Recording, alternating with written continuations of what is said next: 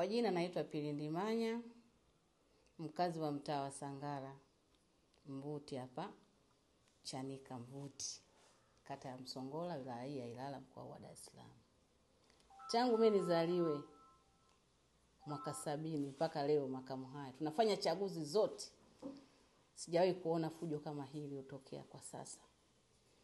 Na hii kwangu mimi nasema haya sio maandamano. Labda kama maandamano ya kudai uhuru sio. Watu hawapendi amani yetu Tanzania.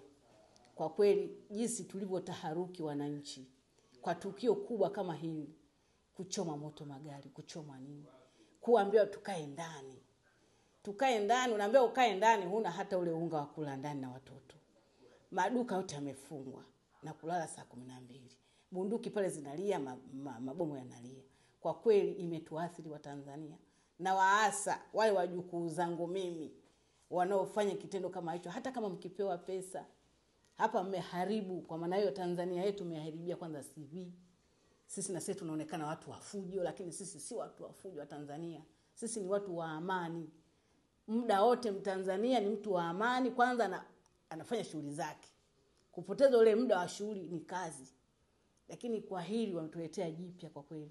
Wito wangu mkubwa, naomba watoto wote, vijana wetu wote ambao wanaotumika na hao watu wanyamaze. Kwanza waone wale waliowatuma walikuwa nao, walioathirika ni kina nani.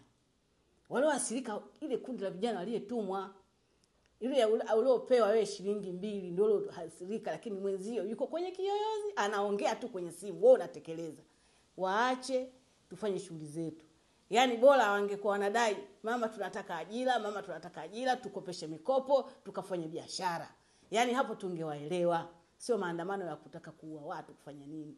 Kwa kweli hiki kitu mimi nakilaani kweli kweli. Naomba vijana wabadilike. Pale ilikuwa kama siasa, hiyo sio siasa. Siasa mama kafanya siku 60. Kampeni za wazi kabisa, kila mkoa kaenda. Na hata viongozi wengine wamefanya, wabunge wamefanya. Hatujaona maandamano ya kusema tumtaki fulani. Hii ni hila tu ya kusema wachafue hii nchi yetu.